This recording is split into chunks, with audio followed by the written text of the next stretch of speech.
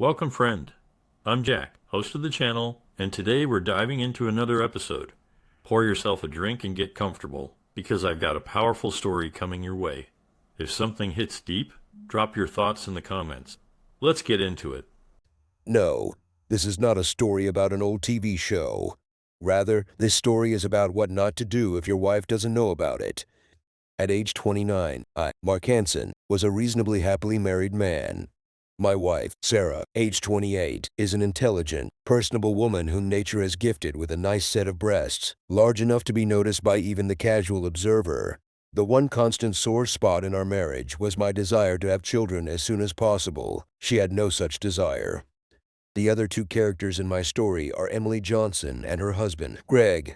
Emily, 32, worked for the same company as me. I as a computer engineer, she as a human resources manager. Greg, 36, was her supportive but ultimately untrustworthy husband. Emily is the type of woman that if you had the opportunity to date, you would probably fall in love with. She's sweet, smart, competent at everything she does, and stunningly beautiful. At 6 feet tall, she might be too tall for some men. However, given that my height is 6 feet 4 inches, that's not a problem for me. I have often fantasized, but only fantasized, about seeing Emily naked. Although Emily and I were not good friends at the beginning of this story, we were friendly with each other. A group of 8 to 12 employees went out for pizza once a month at lunchtime, and she and I were often in that group. We even sat next to each other twice.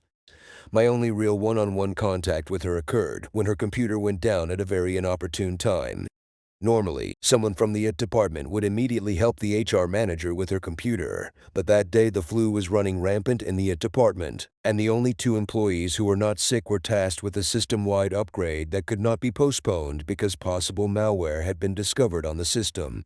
Since Emily and I had been with the group for lunch 2 days earlier, she, in a panic, called me. I immediately went to her office, fixed the problem in 10 minutes, ran diagnostics on her computer since I was there anyway, and she was okay with it, and was able to extend the 15-minute job to a half hour of pleasant conversation. While there's no need to go into all the character relationships from elementary school, bus size, or boyfriend size, or favorite color, I need to tell you a little about myself to make this story realistic, so you'll believe it anyway. Lol. I'm usually intellectually lazy. While I had enough innate intelligence to graduate from a decent engineering school, I spent most of my time playing basketball, chasing women, working out, and drinking. I don't do any of those things anymore, except for working out, which I do 5 days a week. I do my job pretty well, but I'm not a fanatic, and I don't do much more than I should. As a purebred male, I occasionally look at porn on the internet. My wife knows. Browsing through a new website containing photos and a few videos of female amateurs, I saw what was, to my taste, the best body I had ever seen in my life. The woman had long legs with killer thighs, a perfect firm ass, spectacular round breasts, a flat stomach, and a shaved crotch with prominent labia that seemed to almost stick out of the screen and say, "Take me." The photos were obviously taken with a hidden camera, and the goddess's face was blurred out with a computer or phone app. There were about half a dozen photos of her, which I immediately copied and saved in a best photos file on my home laptop. The only photo that didn't have the goddess's face blurred was the one that didn't show her face. It was my favorite photo. All the while, I looked at the goddess photo several times a week. If I looked at the back of it too often, it ended up making me want Sarah immediately. For a month, of course, all I could do was, for now, just watch. Our company loves to host family events. On a Saturday near the beginning of July, we had a party at a boarding house with all sorts of fun activities, including a pool. After a few friendly games of volleyball, I was sweating and decided to take a swim. So, I changed into my bathing suit, took a quick shower so as not to contaminate the pool water, and went out to the pool deck.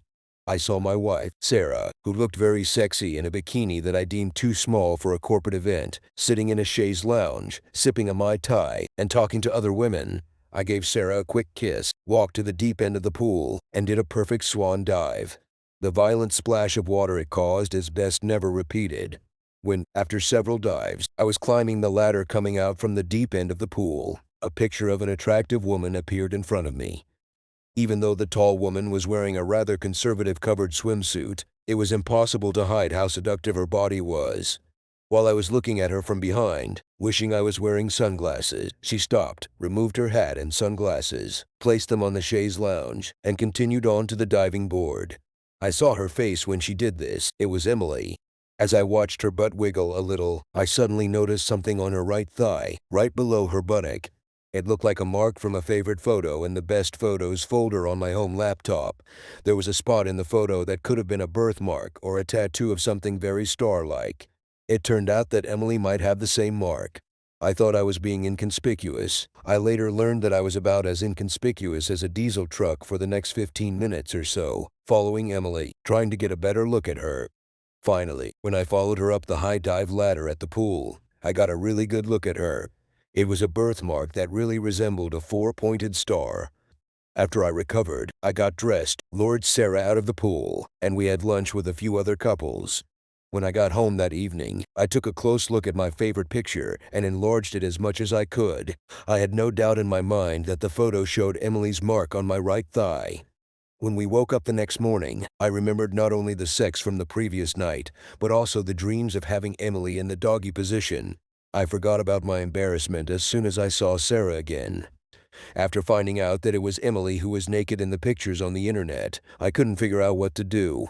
I thought about her blurry face in the 5 pictures. I thought about just ignoring the whole thing. I thought about telling her about it anonymously, and I thought about telling her in person.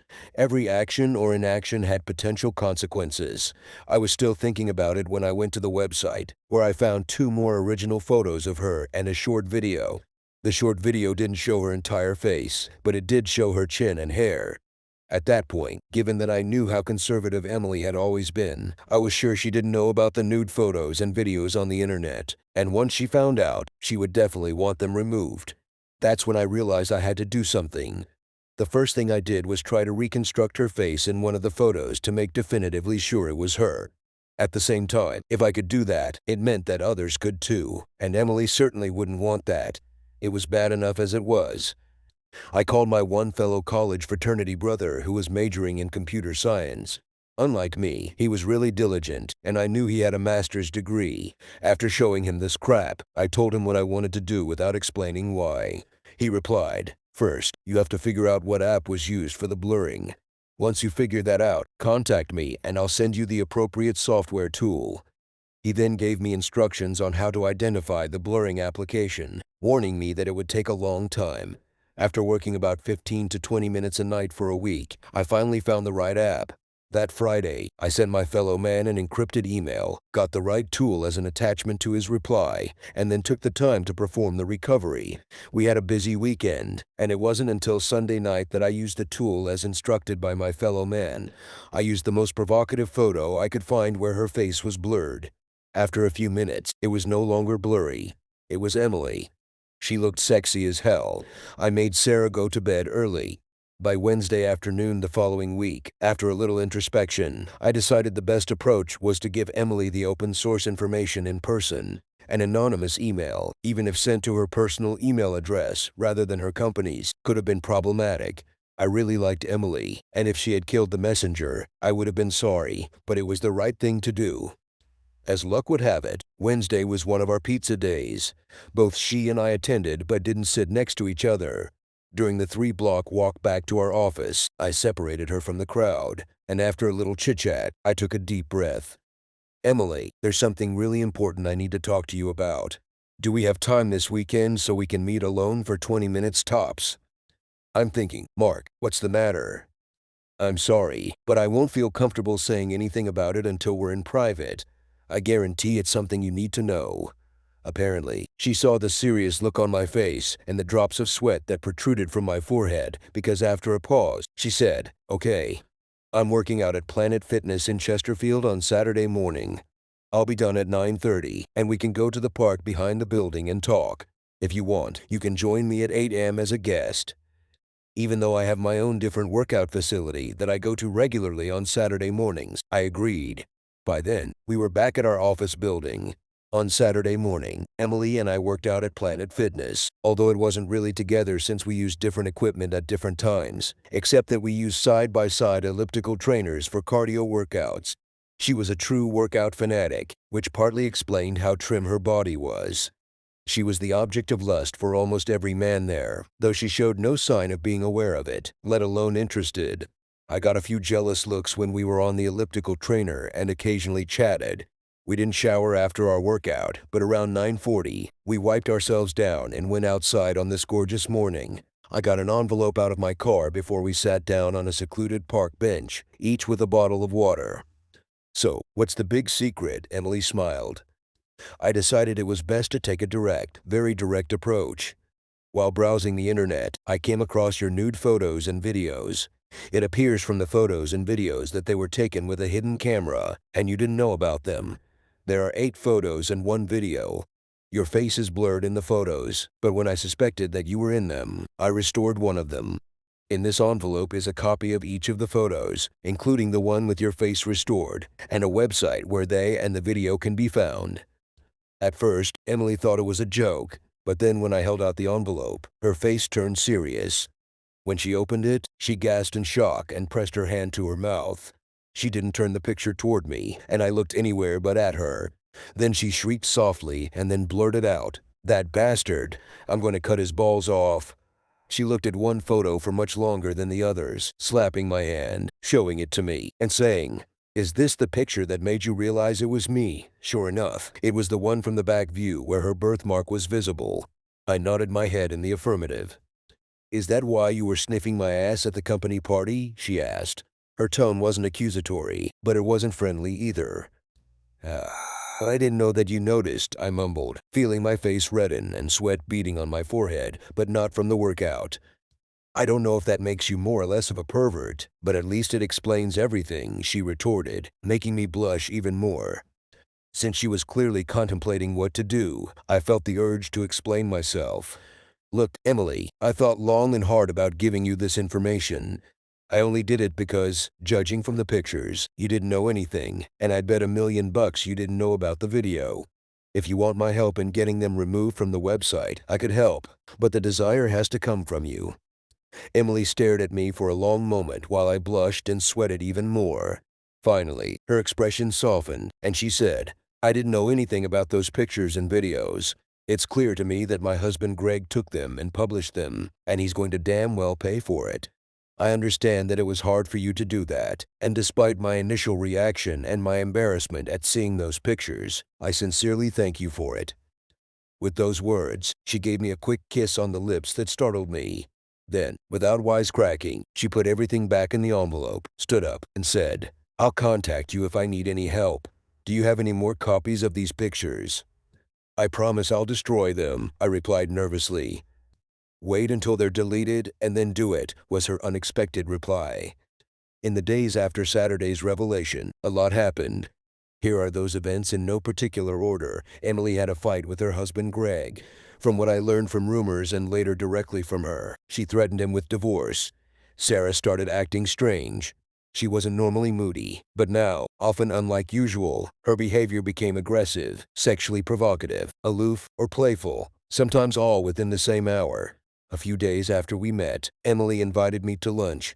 There, she told me that despite her and Greg's best efforts, the Eastern European-based website refused to remove the photos and videos because they are the most viewed content we have. Emily seemed very depressed, not at all like her usual friendly self. The evening after our dinner, I went to see a guy who was rumored to be a black hat hacker, although he considered himself a gray hat. I told him about the website that wouldn't delete the photos. He said he could help for $5,000, and for $10,000 he could guarantee that the photos and videos would be gone forever. I showed my interest. That night, I called Emily for the first time ever when she was home. I explained what the black hat could do and what the cost of her work would be. I assured her that I could work as a mediator. Also, why I took that risk, I don't know. Maybe I was thinking with my little head instead of my big head. I guaranteed that if they didn't remove them, I would pay half the cost. She sweetly declined my offer of payment. "It's not your fault this whole thing happened because of Greg, and he'll pay one way or another," but accepted my offer to be the mediator. I got the money from Emily and tracked down Damon, the black and gray hat, on Saturday morning. When I gave him the money, I thickened the colors a bit. I told him that despite my degree, I could never match him when it came to computers, how wonderful the woman who had been treated unfairly was, how grateful we were, and I even wept. He swallowed it. Damon called me Thursday night the following week using a disposable cell phone. "Check the website," he said with a chuckle. "You're a genius," I blurted out. "It went a little better than planned," he continued. "The guys running the website had a big hole in their security system, and they paid for it." "The grateful one?" I said with a laugh. "When I brought it to their attention, I became $100,000 richer, so I'll give you $10,000 back if you and your girlfriend come get it." I was all out of breath with gratitude again. I checked the website, and the pictures and video were indeed gone. I immediately called Emily at home and told her about his offer. She was confused. "You mean because he found a hole in their security system, they gave him $100,000 and took down my pictures and videos?" I grinned. "That's what he meant, but I know that's not what happened. It was a ransomware program. He shut down the site and wouldn't give them the key to unlock it unless they paid him $100,000 in bitcoins. When he unlocked the site, the offending material was removed." "Holy shit," was her response. Saturday morning, we went to see Damon together. I knew damn well he just wanted to see her in the flesh, and I prepared her for how to proceed. "We want this guy on our side," I smiled. Emily played it right, complimenting Damon and giving him 2 big hugs. Since she was 10 times more beautiful than any woman who had ever touched him in his entire life, he had a smile as wide as the Mississippi. As we were leaving, she told me, "No way in hell I'm going to tell my husband I got the money back. It's going to be hidden in the company safe in HR." When I dropped her off at her house, there were tears in her eyes, and she said, "You have no idea how grateful I am," and then gave me a quick and then a long kiss on the lips. I vowed never to wash my face again. So by now, you may conclude that this story has a happy ending for all involved, but don't let yourself be fooled. If you've lived long enough, you should know that no good deed goes unpunished. On Saturday, I was feeling really good. However, I was still puzzled by Sarah's mood swings as she went through about 10 different changes throughout the day and night. On Saturday, we had a great time at the dance club with friends despite her mood swings and slept well when we got home. As I was falling asleep, however, the thought occurred to me that although Sarah and I had slept together often since her moodiness had started, we hadn't actually made love, which we usually did before. Sarah wasn't home as I got up on Sunday morning, which was a little odd. She had left a cryptic note, "Need to run some errands." She came back around 2 p.m. and immediately took off her top and shoved her breasts in my face. I, of course, enjoyed it very much. After ripping off Sarah's shorts and panties, I headed straight for her honeypot. I didn't know why she was so sexually provocative this day, but she was like I never remembered her. I gave Sarah everything I had while she uncharacteristically let out an uncharacteristic whimper, straddling me tightly with her hips and bouncing with more fury than I could remember. We finished in perfect sync, which obviously doesn't always happen, and had we lived near a cemetery, her scream would have woken the dead. As we were both resting after sex, she got an angry look on her face and asked, "What did you like better?" I looked at her puzzled, standing up and leaning on my elbow. "What?" Such was my intelligent reply. "Well, since you obviously like that Emily, I thought I should hook up and let you finish in sloppy seconds," she replied with a devilish grin. "What the hell are you talking about?" I asked, raising my voice but not yelling yet, as I thought and hoped that she might be joking. "Don't play innocent," she growled, actually throwing a pillow in my face for the first time in our entire relationship, knowing I'd never hit her in anger. "A week ago, you were seen making out with that bitch in the park, and yesterday you went off with her to who the hell knows where and got other kisses. And then, of course, there are, or rather were, nude pictures of her in your desk drawer. Plus, you made a fool of yourself sniffing her ass at the corporate party, following her around the pool." "I was helping her, not having an affair," I yelled. "I know. And now you know what it's like to get sloppy seconds," she yelled back. Apparently, she interpreted my expression of confusion as an expression of disbelief. So she grabbed her phone from her purse on the floor, walked into her gallery, and said, "See for yourself." There were photos from today. There were a couple of pictures of her having sex with another man. There could be no mistake. Everything was dated today, and she was wearing rings, and her hair was styled exactly like it was today. I immediately got up and sent the pictures to my phone, despite her attempt to stop me from doing so. I just walked into the bathroom and leaned against the door, and she didn't have anywhere near the strength to open it. When I came out, she acted defiant. So, you think you can fool around, but you don't like it when I do. In as calm a voice as possible, I said, the reason Emily kissed me on the lips, and your friends or spies saw it, was to thank me for removing the nude pictures you saw on my desk from the internet. They had been posted there without her permission, and when I found them, since, as you know, I never minded, I sometimes watch porn, I told her about them. I'm going to call her now, and you're going to talk to her, or I'm going to throw your naked ass out the window. I'd never talked to Sarah like that before, and I could see the combination of fear, apprehension, and defiance in her eyes. I pushed her onto the bed, put my phone in my pants pocket as I pulled my pants back on, and then used the landline to call Emily's cell phone. Thankfully, she picked up. Hey, Mark, what's up? She greeted me, obviously seeing from the caller ID who the call was from. Hi, Emily. Listen, I need you to tell Sarah everything about your nude photos, our interactions, where they were posted, how we deleted them, everything. It's very important that you tell her the truth about everything. Okay, I guess, was her timid reply. I'll hand her the phone now, I continued, and then handed Sarah the receiver. I had no desire to stick around. I took a quick shower, got fully dressed, sent the marriage-killing pictures Sarah had shown me to my computer, and then headed out for my first drink since college. I ended up getting high, something I swore I would never do again after graduation, then took an Uber ride home to avoid getting into an accident. I was surprised when the Uber pulled up and saw Emily's car backing out of my driveway and going the other way. As I stumbled into the house, I was greeted by a remorseful Sarah. I cast a piercing look at her. I owe you an apology, she sobbed. Oh, really? What the hell did you do that for? I growled at her. Emily showed me the tapes of her meetings with you, and it was clear to me that you and she weren't having an affair, and you were just helping her out. But you should have told me, she said. It was news to me that Emily had been recording our conversations. I suppose it was technically a violation of the law since our state is a two-party consent state, but I had nothing to hide, and now I was glad she did. Despite my state, I was aware enough to interrupt Sarah and shouted, yeah, you going to bed and then making me get sloppy seconds was a perfectly normal reaction on your part. I apologize like hell for trying to stop Emily from being embarrassed even more than she already was. She's the reason I didn't tell you what I was doing, you bitch. With those words, I stumbled into the guest bedroom, locked the door, put on earplugs, and fell into a restless sleep. Although I didn't know it for sure on Monday morning, waking up hungover, it was the end of my marriage.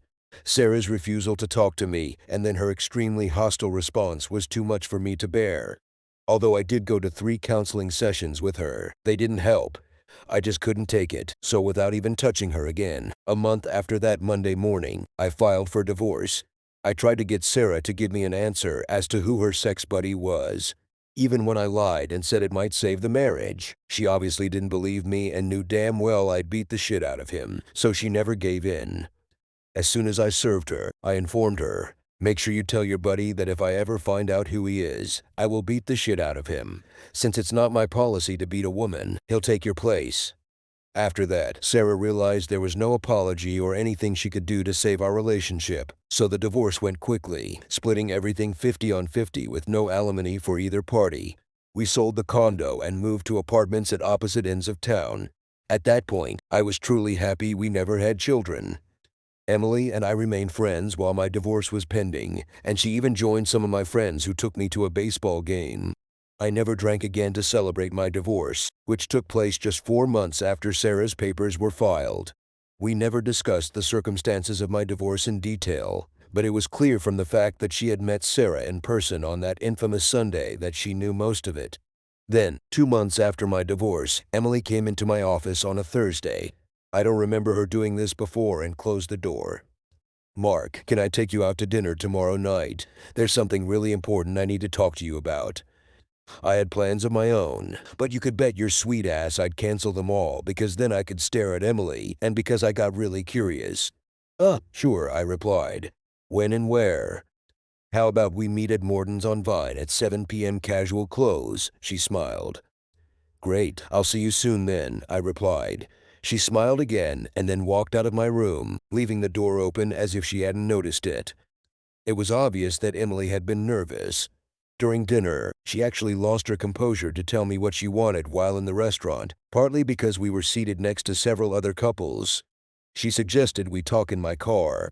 I tried to pay at least half of the dinner bill, but she refused. There are some things in life that you can easily predict. Others are actually unpredictable, but not particularly surprising. Still, others strike you like lightning thrown by Zeus. What Emily wanted to talk about fell into the third category. Since the temperature outside was pleasant, we had the windows ajar, and she mostly looked straight ahead as she spoke, occasionally meeting my gaze as I kept looking at her. The substance of her remarks so shocked me that I find it hard to forget them. Greg keeps begging me not to divorce him and is doing everything he can to keep things quiet. He just can't believe that I don't trust him anymore and that fighting the divorce won't help him. Is this about posting your pictures and videos online? I asked. That's a big part of what's going on because it's such a breach of trust that it boggles my mind. However, it's also because he doesn't think it was that important, and in his relationships with other people, he's far from honorable. Overall, his character is not what I envisioned when we got married, Emily said and sighed. Besides, I want children as soon as possible, and though he said he wanted them before we were married, he doesn't now. Finally, and I probably shouldn't tell you this, sex with him is more like Labor Day than the 4th of July. It was too much information for me, and I couldn't react in any way at first. So, what do you want to talk to me about? Well, I've come up with a way to let him know very clearly that it's over between us, so he won't resist the divorce I filed for last week. Even though we're still living in the house together, since you're the only man I know, I think, besides Damon, but he doesn't fit all the parameters, who has seen me naked, at least in pictures, you're the man for the job. What the hell ran through my head, but I didn't say it out loud. Emily looked at me nervously, then turned away and continued. I want Greg to find us in my bedroom naked, looking like we just had sex. Actually, you could keep your boxers on since we can pretend to start getting dressed after sex anyway. Emily continued, and there was apprehension, determination, and nervousness in her voice at the same time. It would do the trick. Could he be violent? I asked. He isn't a violent man.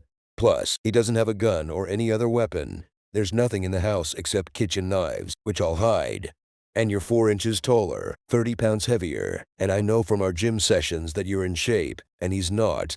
You're twice as strong as him, Emily blurted out in one sentence, clearly very worried.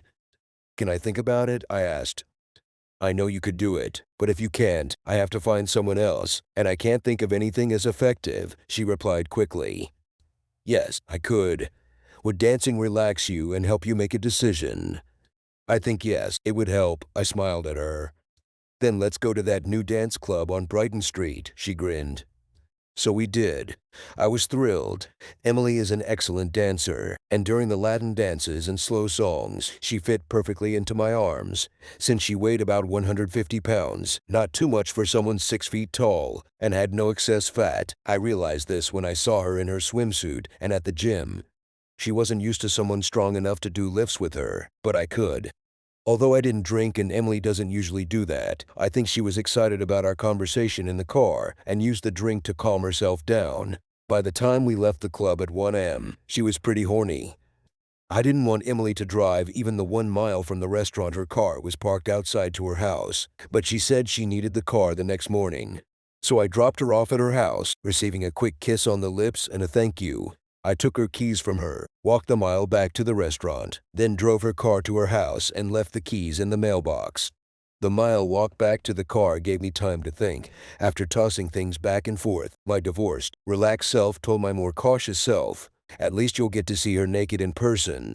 You might stop yourself from acting like an ass. So do it. Who knows the rest? I tried my best not to think about Sunday night. I called Emily and said, I agree with your plan if you still want to go ahead and think it will work.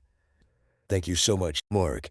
Yes, I want to do it, and I know it will work, she practically smiled over the phone. So on Friday, I was at Emily's house by 4 p.m. I was nervous. Emily was nervous. Even the inanimate objects in the master bedroom seemed nervous as we waited for Greg to come home. I must have asked 4 or 5 times when he was likely to arrive, but Emily wasn't offended that she had had to answer so often. Perhaps because of her nervousness, she didn't remember me asking her before. Any time between 4:30 and 5, she said. I was naked except for my boxers, but the rest of my clothes were laid out so I could get dressed quickly. My body probably would have exploded if it weren't for the fact that Emily was wearing a short robe covering her naked body. I'm sure I blushed, but at least I wasn't sweating. Around 4:40, we heard the outer garage door open. Then the inner garage door opened and closed, and something that looked like a briefcase was placed on the kitchen table. When we heard footsteps on the stairs, Emily took off her robe as planned. I pretended to put on the first pant leg of my pants. I tried not to look at Emily, but it was impossible. She looked even better in real life than she did in the photos. It was clear there was no reason to tweak her pictures. Greg pushed open the ajar door of the master bedroom, asking, "Emily, are you in here?" When he walked in, his eyes popped out of their orbits. Emily played a good act and then said, "I'm sorry you had to see that, Greg, but I told you it was over between us. You have to accept that." An unhappy expression came over his face that, if I hadn't known all the many good reasons why Emily was divorcing him, would have made me feel sorry for him. He sighed heavily, making a sound that was something between a squeal, a sob, and a cry, staggered for a few seconds, then turned and walked away. We froze as we heard him go down the stairs, heard the inner garage door open and close again, his car start, the outer garage door close, and then there was silence.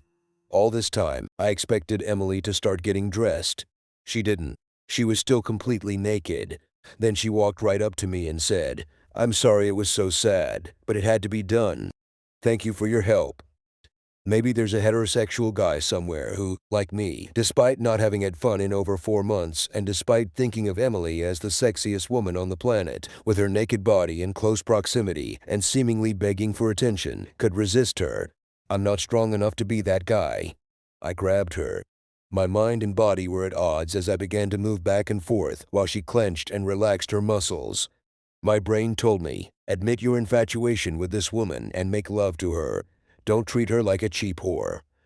It was a long, indeterminate period of time before we both came fully and stopped moaning. Emily spoke first. "Thank you, Mark. That was wonderful." I grinned. I must have had an out-of-body experience because I thought I had just heard the hottest woman on earth give me the hottest sex of my life and then thank me.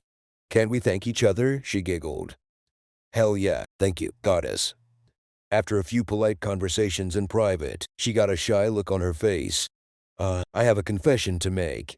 I was hoping it might end up like this." "No way in hell could I resist you," I replied, and then kissed her passionately.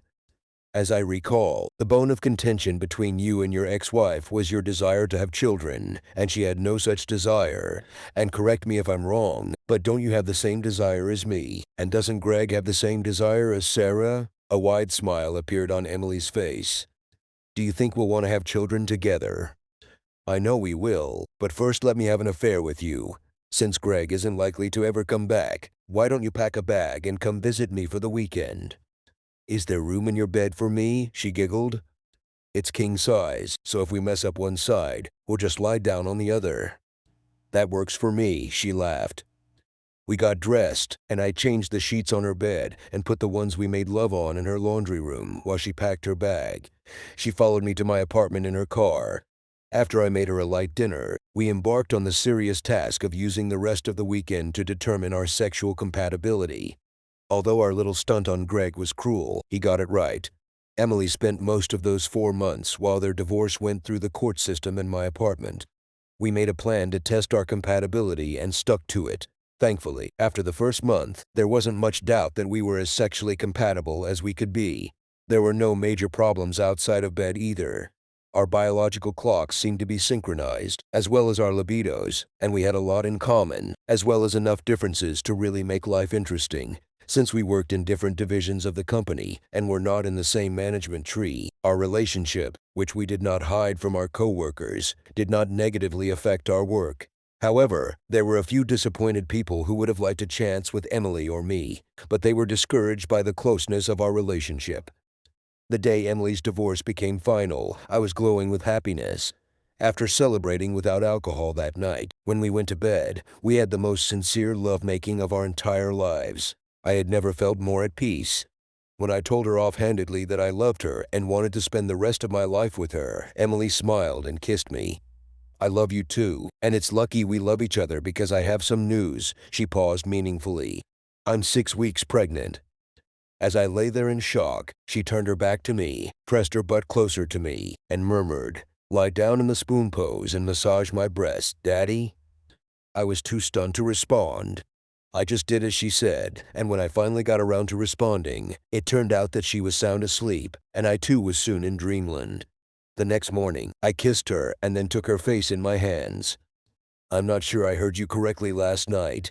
You said you were pregnant?" "Yes, about 6 weeks pregnant," she smiled. "How did that happen?" was my next question, which was so ridiculously worded. "No, I mean, weren't you on birth control?"